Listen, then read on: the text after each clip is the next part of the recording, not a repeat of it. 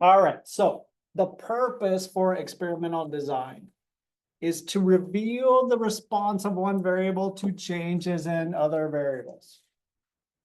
In other words, experiments allow us to study the effects of specific factors or the combined effects of several factors simultaneously. So in the last unit, supposedly we learned that strong association does not imply causation. However, strong association in data from a well-designed experiment does imply causation.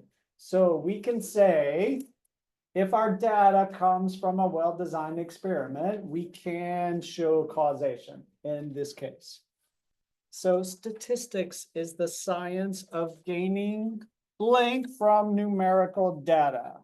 It is information.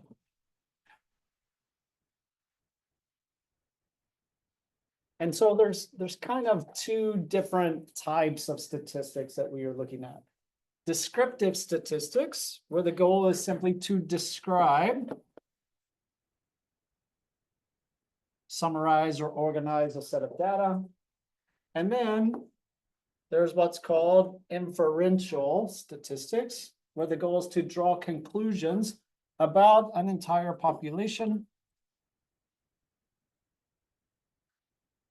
based on information gathered from a sample of that population.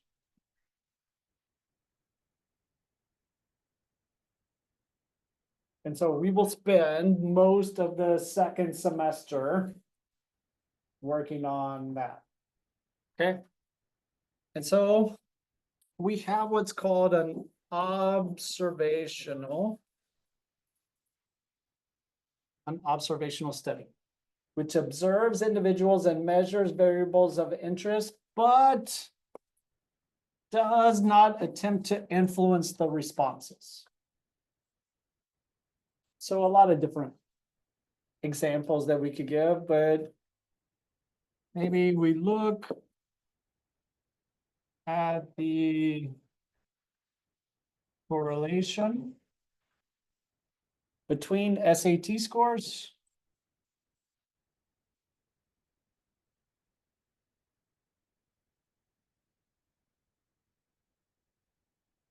and college freshman GPA.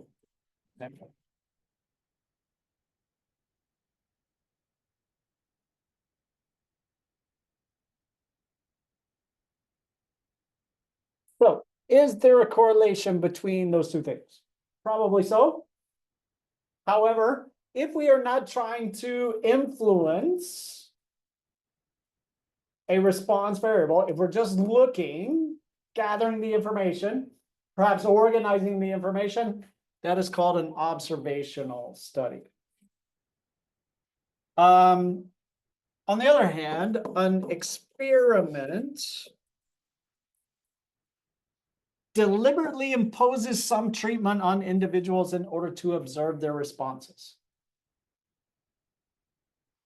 And we say, lots of vocabulary in this unit, okay, we say the experimental units are the individuals on which the experiment is done. So whatever receives a treatment is called the experimental units. And when the units are human beings, they are called subjects.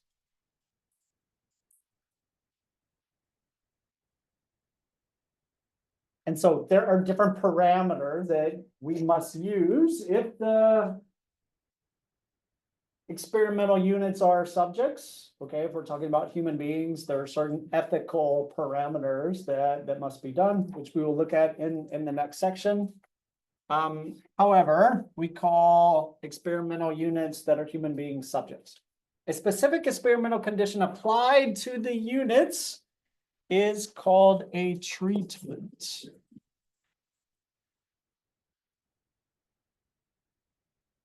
And the explanatory variables in an experiment are often called factors. It's just kind of a specific vocabulary within experimental design. And we also have what's called the placebo effect. Anybody know what that is? First, let's define what is a placebo. Much fake.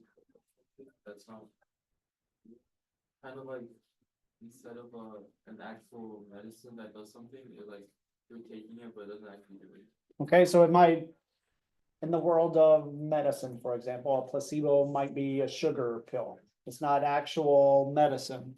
So a placebo is like a dummy variable.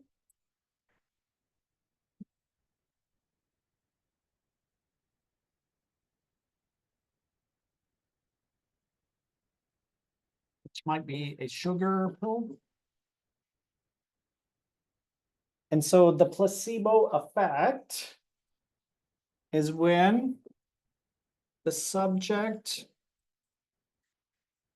shows improvement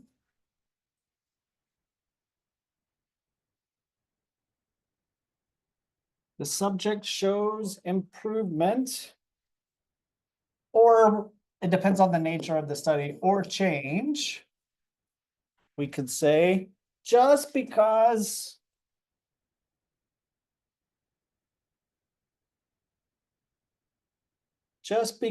he or she is aware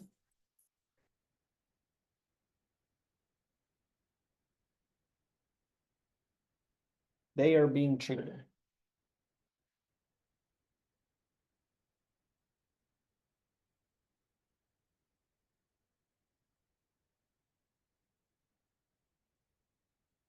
Okay, so let's say, for example, in my free time over the weekends, I'm designing this pill that will help people with headaches. It's gonna make me rich. I'm gonna quit my job, leave you fine people here and move to Bora Bora or something. I hear it's nice there. Maybe give me a little over the water bungalow or something. So, I want to see if this pill works, right? So I'm going to randomly divide my subjects up into two groups. One of them will get the pill, and then one of them will get a placebo. All right, which is just like a sugar pill. So the placebo effect is the mind is very powerful. And so perhaps if someone is suffering from headaches and they take a pill that supposedly will help, well, then psychologically they might feel better, even though they're not really taking medicine. Okay, that's called the placebo effect. Okay, and we use a placebo as a type of control, which we will talk about in just a second. So the next blank here says, in a completely randomized experimental design, all experimental units are allocated at random among all the treatments. And that's an important component of experimental design. So we say, and this is kind of important, like especially the language going forward, we will use this language often, especially next semester. It says an observed effect too large to attribute plausibly to chance is called statistically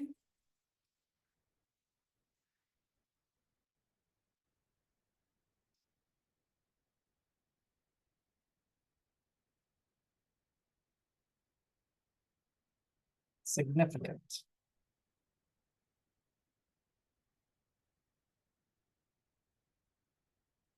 Okay, so let's say that I give this new drug to all these people. And how do I know if it works or not? Well, if we look at it and analyze it, and there's a mathematical way to do this, which we are going to learn coming up next semester. If an observed effect is too large to plausibly attribute to chance, then we say that that is statistically significant. Okay, and then we can move forward from there. Experiments with many subjects are better able to detect differences among the effects of the treatments than similar experiments with fewer subjects.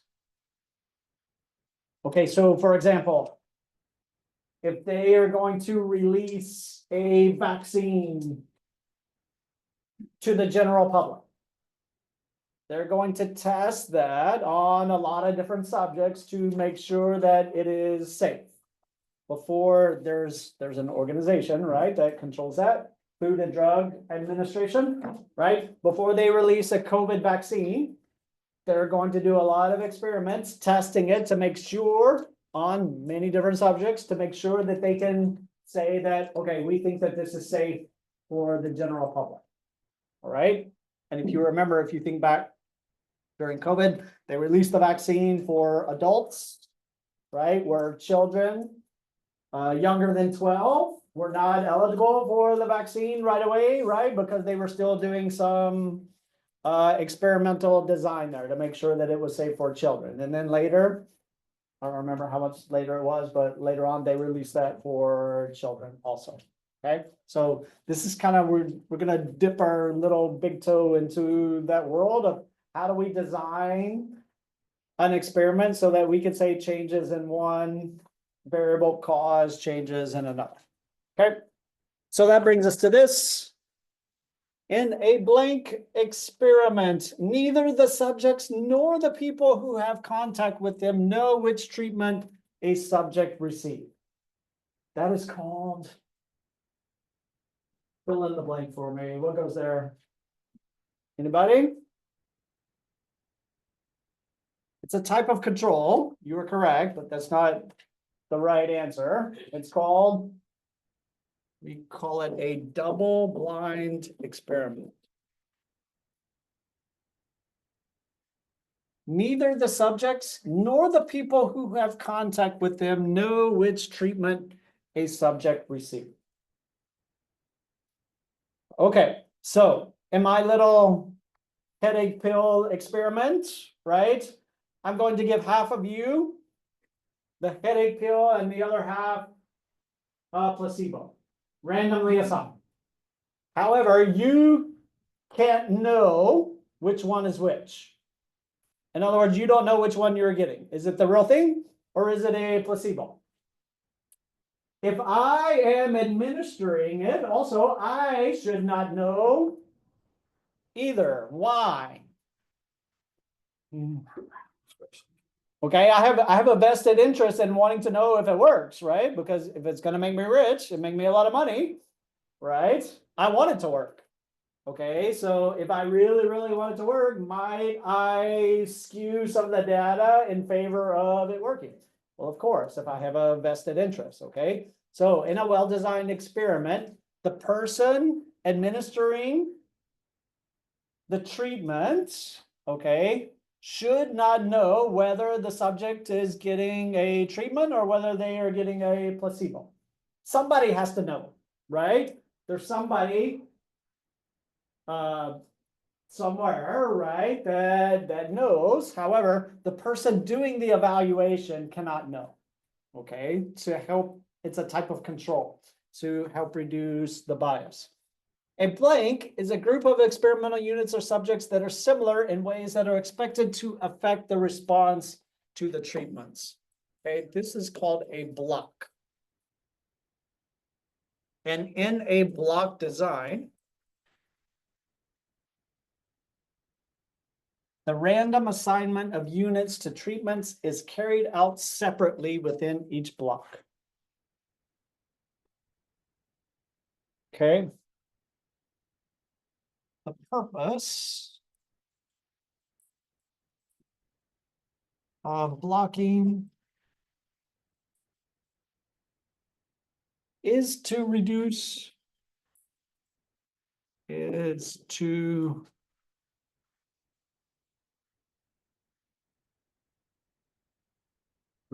variability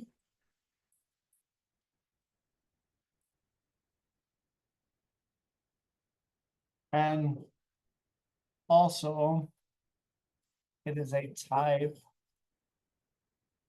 of control.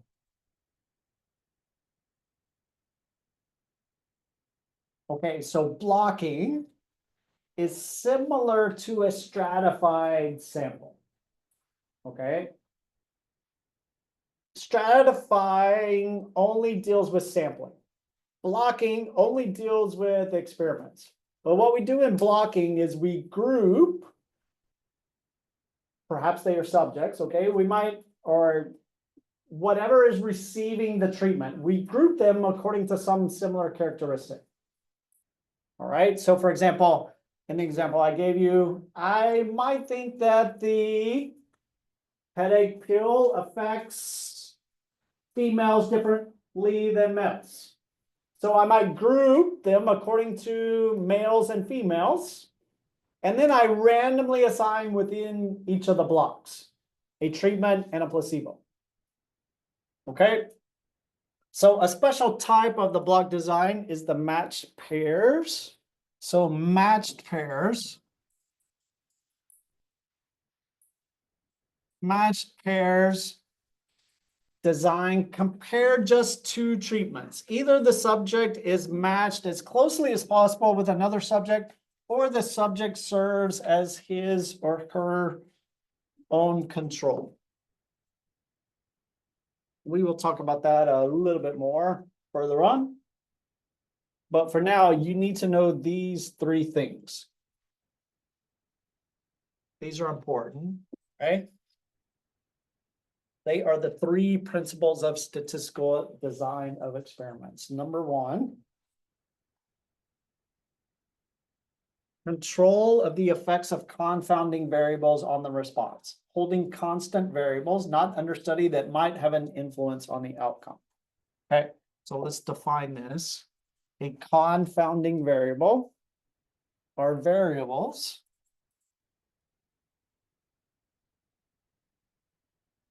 that might affect the outcome. So what might be a confounding variable in my new headache pill drug? It might be your level of stress. Does your AP stats teacher give you a lot of homework and that causes a lot of stress? Therefore, that might give you headaches. Okay. It might be other stress factors. It might be diet. Okay. A lot of different things that could affect the outcome.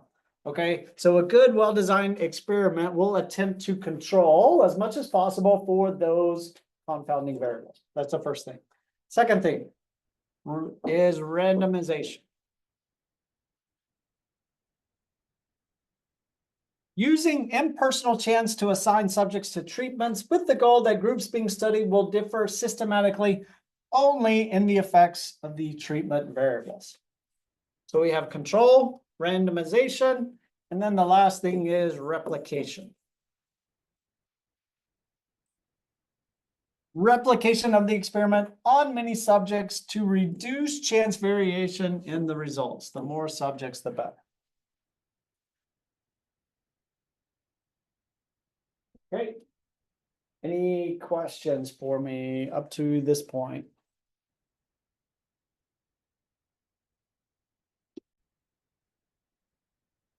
All right, here we go. First example, it says a baby food producer claims that her product is superior to that of her leading competitor, and that babies gain weight faster with her product. As an experiment, 30 healthy babies are randomly selected. For 2 months, 15 are fed her product and 15 are fed the competitor's product. Each baby's weight gain in ounces was recorded. Part A, what are the experimental units? They are healthy babies in this case.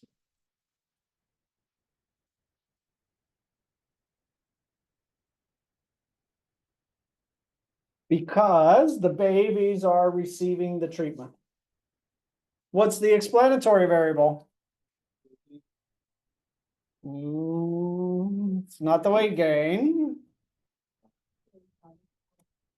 What is it in the context? It's the, okay, the type of food.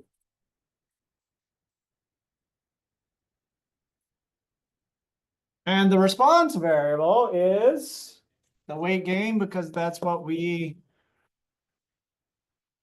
are measuring to see if the type of food had an effect. How many treatments are there? There are 2. What are they?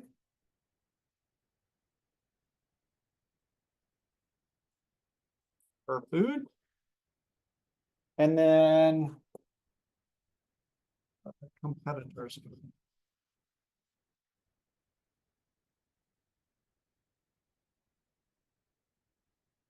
How will subjects be assigned to treatments? They must be randomly assigned.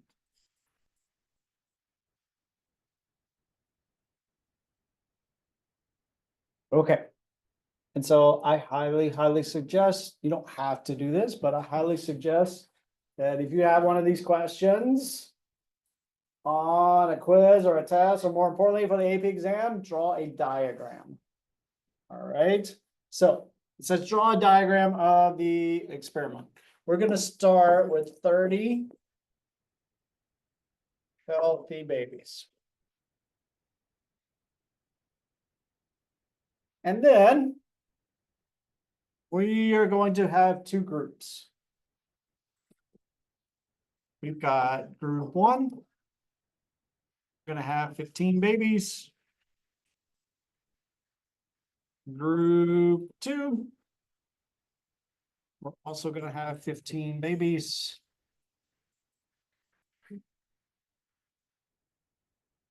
Right, and here's one of the keys.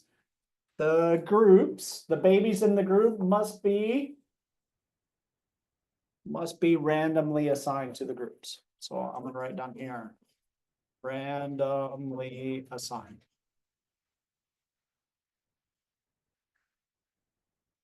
Then group 1 is going to receive treatment 1.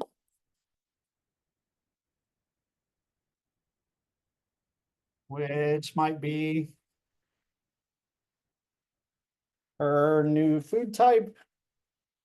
And treatment 2, therefore,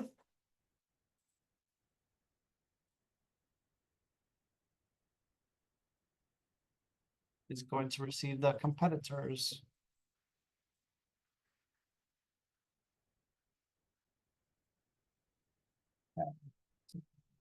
Towards food. Okay, and then finally, what are we looking? How do we know if this works or not? Okay, we're gonna compare.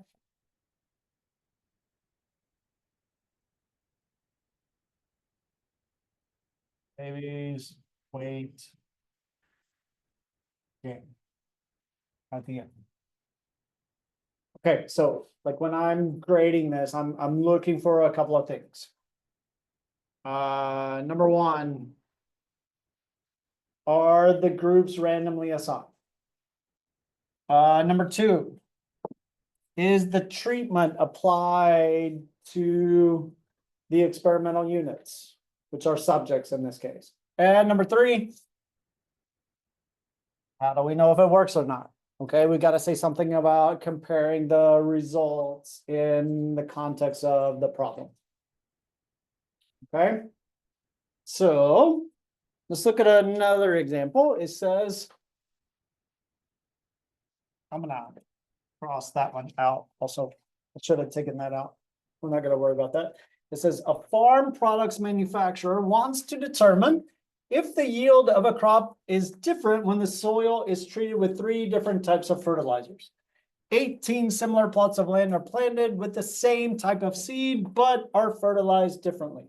At the end of the growing season, the mean yields from the sample plots will be compared. So what is the explanatory variable? In this case, it is the type of fertilizer.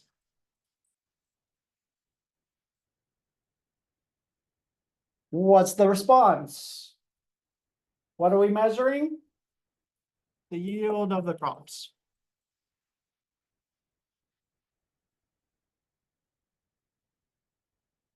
Okay, what are the factors? Factors is just another word for explanatory variable. So there are three. And treatments. There are three different types of fertilizers that we are applying, so this is also three.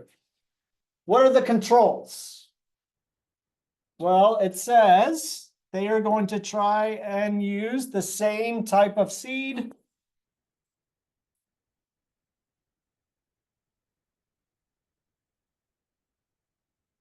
And there's another type of control. What's the other type?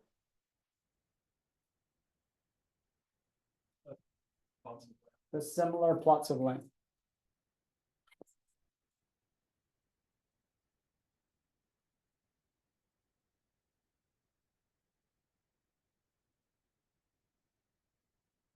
Right? So let's draw a diagram. We're going to start with 18 similar plots of land.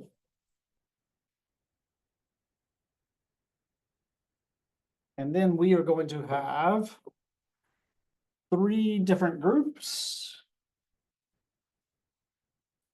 Group 1, consisting of 6 plots. Group 2, also with 6 plots. And group 3, it's 6 plots, and we are going to apply the treatment to each of those groups. So I got fertilizer number 1. Fertilizer number 2.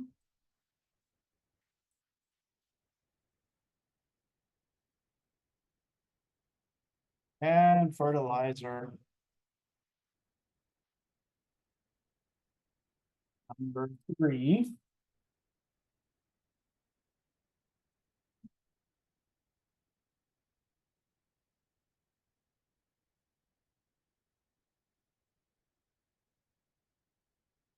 I'm waiting for somebody to say, give you a little test, and I'm waiting for somebody to say what? I randomly assign them to groups. A little slow there, come on, stay with me. Okay, randomly assigned.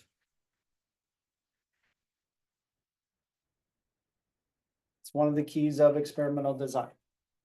Okay, and then at the end, we've got to say something about, we are going to compare the yield of the crops.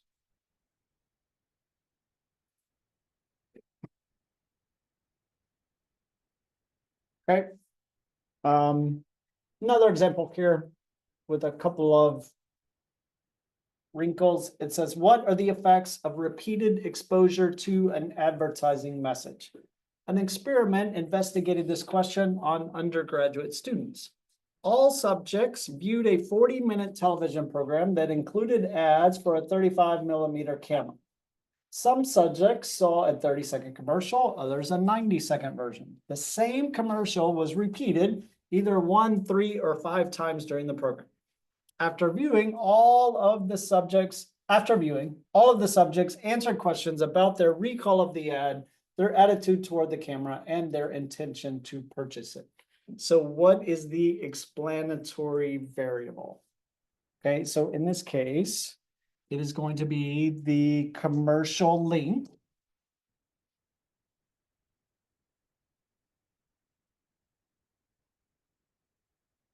And the number of times the commercial is shown.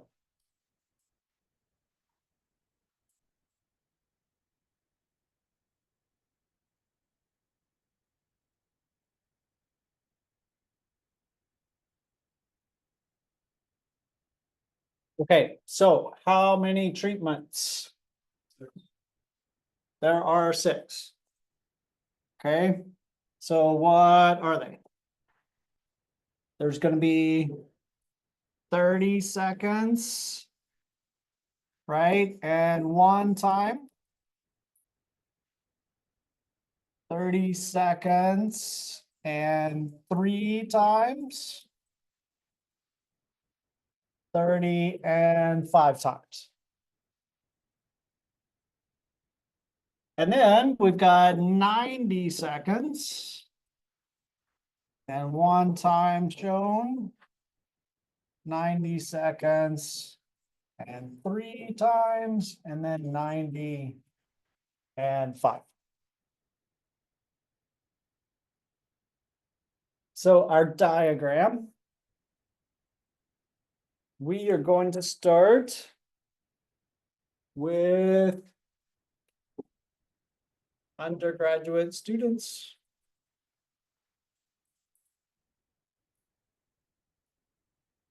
And this time we need 6 groups.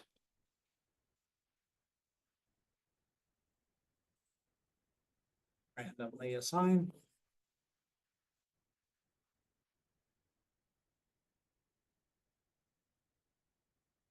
So 1, group 2, group 3, group 4, group 5, and group 6. All right, and then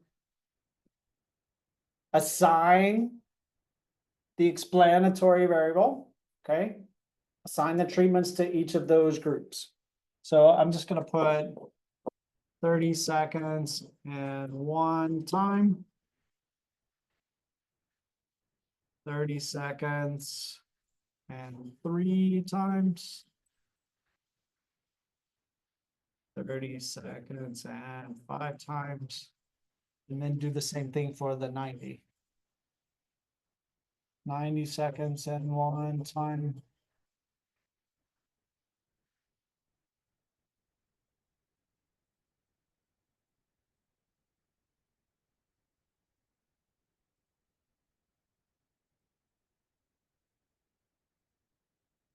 And then we are going to compare. It says a recall of the attitude towards the camera, and intent to purchase.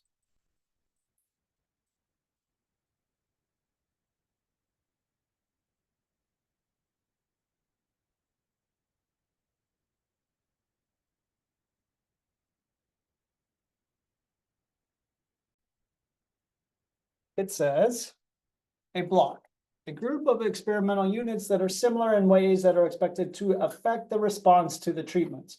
We group by some common characteristic of the units. So here we're talking about randomized block experiments.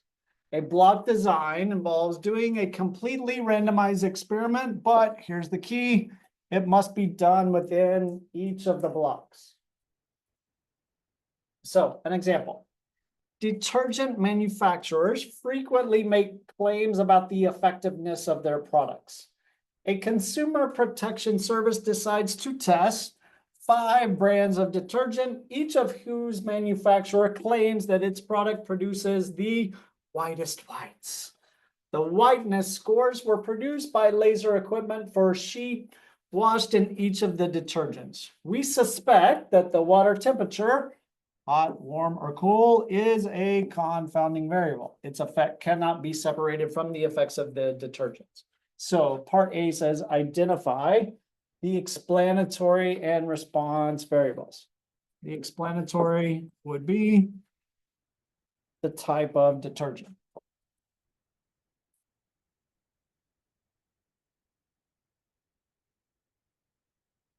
The response is what we are measuring, which is going to be whiteness of the sheets.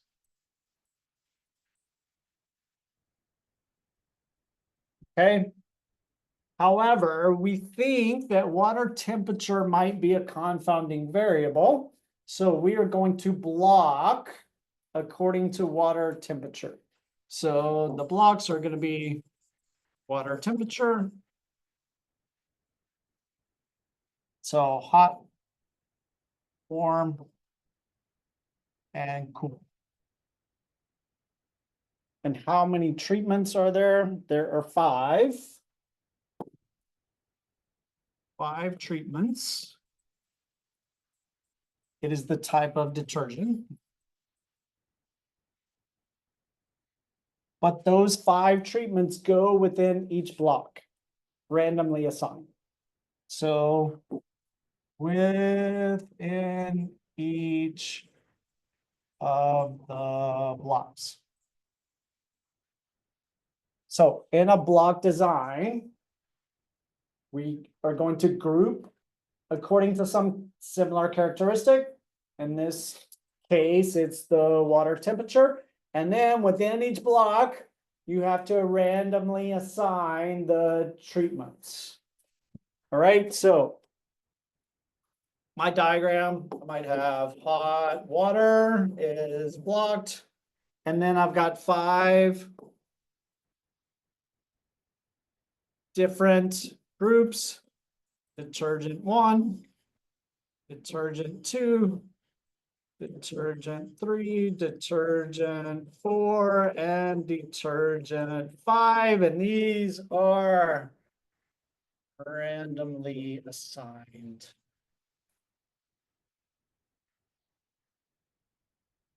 And then I'm going to do the same thing for warm water. Well, first, let me do this. I was going to do that at the end, but we've got to have something about compare the results of the whiteness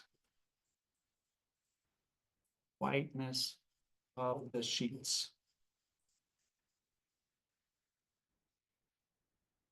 Okay, and so then I'm going to do the same thing for warm water.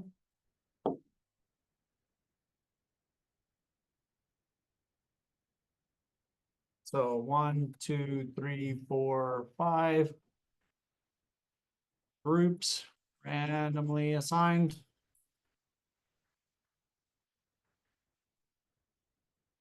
Detergent 1 again, detergent 2, detergent 3, detergent 4, and detergent 5.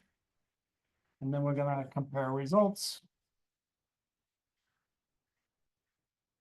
Whiteness of the sheets. And then I kind of ran out of room here, but we're going to do the same thing for cool water.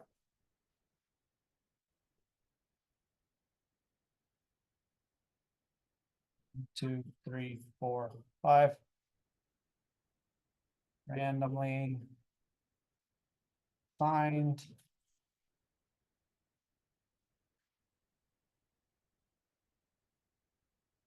Two, detergent 3, detergent 4, detergent 5, and then we compare the whiteness of the sheets. Okay, so the purpose of blocking is to reduce variability and to control for some types of confounding variables. I